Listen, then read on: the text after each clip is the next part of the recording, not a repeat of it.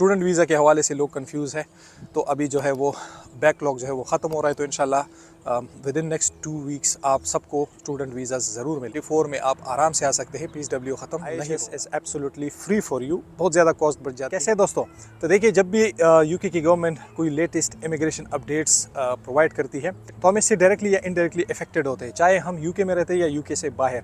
तो अभी जो है वो यूके गवर्नमेंट की तरफ से 3 इंपॉर्टेंट इमिग्रेशन अपडेट्स आई हैं जो कि मैंने ज़रूरी समझा कि आप लोग के साथ शेयर करूँ। इसके बारे में थोड़ी बहुत रिसर्च करनी पड़ी थी, इसलिए वीडियो लेट हो गई, लेकिन वीडियो में एंड तक बनी रही है। And I promise this video is very valuable and informational for you. But अगर आपको पसंद आती है तो प्लीज़ मोटिवेशन के लिए मेरे चैनल को सब्सक्राइब ज़रूर करिए और ये न्यूज़ अपने दोस्तों के साथ ज़रूर शेयर कीजिए। So without any delay let's get started. तो देखिए सबसे पहले जो इमिग्रेशन अपडेट है वो है IHS फ़ीस के हवाले से, यानी इंटरनेशनल हेल्थ सरचार्ज। यानी अब यूके का वीज़ा जो है वो महंगा हो रहा है, यानी IHS की fees is going to increase 66%। 6 फरवरी से ये चेंज आएगा। तो अगर आप 6 फरवरी के बाद यूके वीज़ा के लिए अप्लाई करेंगे तो यकीनन आपका यूके के वीज़े पे ख़र्चा ज़्यादा आएगा। अब ये 66% फ़ीस कितनी है? सपोज़ अगर आप एक एडल्ट है और किसी भी इमिग्रेशन वीज़ा के थ्रू आते हैं तो पहले 1 साल की फ़ीस जो थी IHS की आपकी होती थी 624 पाउंड्स, जो कि अब बढ़ के हो गई है 1035 पाउंड्स। अगर आप स्टूडेंट थे या स्टूडेंट के डिपेंडेंट या स्टूडेंट अपने साथ बच्चे लेके आता है तो स्टूडेंट की फ़ीस या उनके डिपेंडेंट्स की फ़ीस थी पहले, यानी अभी तक है 470 पाउंड्स, जो कि अब पर ईयर 470 पाउंड, जो कि अब के बढ़ के हो जाएगी 776 पाउंड्स पर ईयर। तो खैर ये तो बाहर से कम नज़र आता है, लेकिन अब मैं आपको कैलकुलेशन करके बताऊंगा कि अगर आप बैचलर्स यानी 3 इयर्स की बैचलर्स की डिग्री के लिए आते हैं तब आपकी फ़ीस पहले कितनी थी और अब कितनी है। तो पहले 3 साल की बैचलर के लिए आपकी IHS फ़ीस थी 1610 पाउंड, यानी 1610 पाउंड, जो कि अब बढ़ के हो जाएंगी 2310 पाउंड, यानी 2310 पाउंड।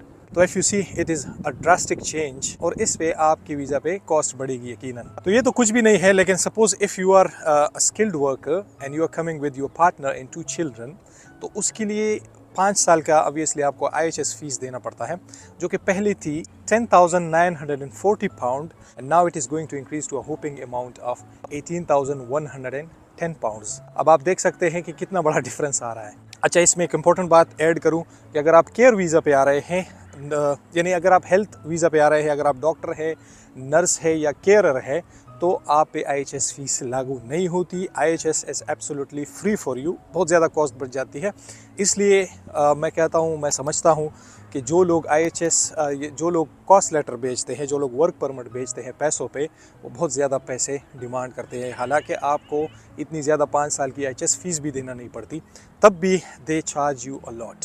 एक और बात मैं ऐड करना चाहूँगा कि अगर आपका वीज़ा 6 मंथ से कम है तब आप पे IHS फ़ीस लागू नहीं होती। सपोज़ अगर आप टूरिस्ट वीज़ा पे आ रहे हैं, you don't need to pay IHS fee. Now अब आपके माइंड में क्वेश्चन आ रहा होगा कि why are they going to increase IHS fees that much, इतनी ज़्यादा चेंज क्यों आ रही है?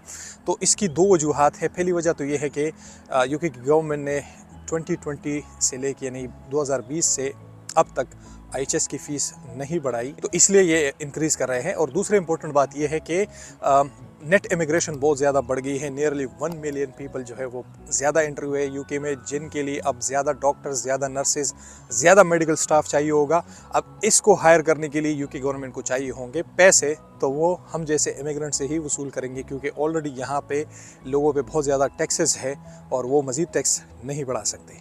जो सेकंड न्यूज़ है विच इज़ पॉजिटिव थिंग, वो ये है कि यूके की गवर्नमेंट ऑलरेडी रिग्रेट कर रही है जो कि स्टूडेंट्स पे ये बैन्स लगा रही है, पाबंदियाँ डिफरेंट काइंड की लगा रही है।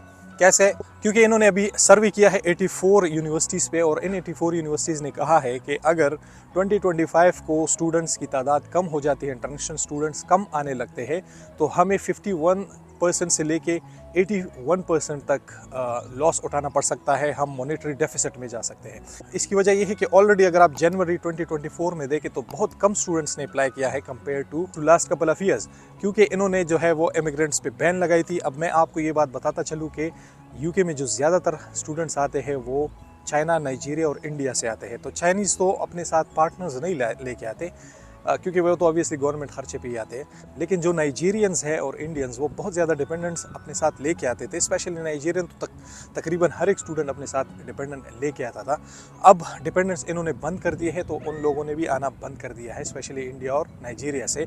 तो इसलिए ऑलरेडी जो है वो स्टूडेंट्स की तादाद इनके पास कम हो गई है, और वो अगर सपोज़ PSW वो ख़त्म करे या कोई और पाबंदियाँ लगाए और ज़्यादा करे पाबंदियाँ, तो स्टूडेंट्स की तादाद मज़ीद घट सकती है, जिसकी वजह से यहाँ की यूनिवर्सिटीज़ को बहुत ज़्यादा लॉस उठाना पड़ सकता है। जो तीसरी इंपॉर्टेंट अपडेट है वो है कॉस्ट लेटर यानी सर्टिफिकेट ऑफ स्पॉन्सरशिप के हवाले से। बहुत सारे लोग कमेंट्स करते हैं कि भाई कॉस्ट लेटर्स हमारे डिले क्यों हो रहे हैं, हमने वर्क परमिट के लिए अप्लाई किया है, हमारा वीज़ा क्यों डिले हो रहा है। तो देखिए, इसकी वजह ये है कि बहुत ही ओपनली हज़ारों लाखों की तादाद में जो है वो कॉस्ट लेटर या वर्क परमिट पैसों पे बांट रहे हैं लोग। तो बहुत ज़्यादा लोगों ने कंपनीज़, फेक कंपनीज़ खोली है ताकि सिर्फ ये यहाँ से स्पॉन्सरशिप लेटर्स ले यूके गवर्नमेंट से, और बाहर से लोगों को लेके आए पैसों पे बेच के 15,000 20,000 पाउंड चार्ज करके पर कॉस्ट लेटर, जो कि बहुत बड़ी अमाउंट है। सपोज अगर 5 बंदा भी लेके आता है तो ये आराम से 1 लाख पाउंड कमा लेता है। भाई 1 लाख पाउंड जो है वो लोग 2-2 3-3 साल में भी नहीं कमाते। तो इस स्कैम को टैकल करने के लिए इसलिए इन पे बहुत ज़्यादा इफेक्ट पड़ रहा है। अगर आप इवन लेजिट कॉस्ट लेटर पे भी आ रहे हैं तो आपके वीज़ा पे भी इफेक्ट पड़ रहा है, क्योंकि यूके गवर्नमेंट जो है वो करंटली छानबीन कर रही है कि कौन से कॉस्ट लेटर्स जेन्युइन है, कौन से जेन्युइन नहीं है। और एक इंपॉर्टेंट बात मैं आप लोग को बताता चलूँ कि ये जो वर्क परमिट है ये बेचना इलीगल है, क्योंकि ये फ्री में गवर्नमेंट देती है और ये फिर पैसे दे के लोग आते हैं। तो अगर आपके पास स्किल है, आप वाकई में स्किल वर्कर वीज़ा पे आ रहे हैं, तो आपको घबराने की ज़रूरत नहीं है, आपको कोई इशू नहीं होगा। जो वर्क परमिट पैसे दे के आ रहे हैं उसके बारे में अभी तक कुछ नहीं कह सकते, लेकिन ये डिले सिर्फ इस वजह से चल रही है ताकि ये छानबीन करे कि जो इन्होंने एजेंसीज खोली है, जो इन्होंने केयर होम्स खोले हैं, वो वाकई में जेन्युइन है या नहीं, क्योंकि बहुत ज़्यादा एब्यूज़ हो रहा है इसका। और इम्पॉर्टेंट अपडेट्स जो है वो ये है कि जो डिपेंडेंट्स थे कि क्या अपने साथ स्किल वर्कर वीज़ा पे डिपेंडेंट ला सकते हैं या नहीं, इसके हवाले से अभी तक कोई न्यूज़ नहीं आई। इन्होंने कहा था कि हम स्प्रिंग तक बंद करेंगे, लेकिन अभी तक उसके हवाले से कोई न्यूज़ नहीं आई, जो कि अच्छी बात है नहीं। You can still bring dependent. इसके साथ साथ बहुत ज़्यादा अफवाहें जो लोग फैला रहे हैं मार्केट में कि PSW बंद हो रहा है, तो इट इज़ अनट्रू। ये PSW कभी भी बंद नहीं होगा। मुझे जहाँ तक लगता है ये बंद नहीं करेंगे, तो इसलिए 2024 में आप आराम से आ सकते हैं, PSW ख़त्म नहीं होगा। और इन्होंने एक बात की थी कि ये शॉर्टेज ऑक्यूपेशन लिस्ट हटाएंगे, इसको रिमूव करेंगे। इसके हवाले से भी अभी इन्होंने कोई प्लानिंग नहीं की, कोई अपडेट नहीं आई। तो इसलिए जो शॉर्टेज ऑक्यूपेशन लिस्ट है वो स्टिल बरकरार है, उसमें भी कोई चेंजेस नहीं आई। स्टूडेंट वीज़ा के हवाले से लोग कंफ्यूज है, तो अभी जो है वो बैकलॉग जो है वो ख़त्म हो रहा है। तो इंशाल्लाह विद इन नेक्स्ट 2 वीक्स आप सबको स्टूडेंट वीज़ाज़ ज़रूर मिलेंगे।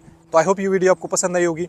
प्लीज़ अगर आपको ये इन्फॉर्मेशन वैल्यूबल लगी है मेरी मोटिवेशन के लिए, सब्सक्राइब का बटन ज़रूर दबाएं, लाइक करें वीडियो को, कोई भी क्वेश्चन हो कमेंट कर सकते हैं। So take very good care of yourself, take care of this channel as well. I will see in the next video. अल्लाह हाफिज़।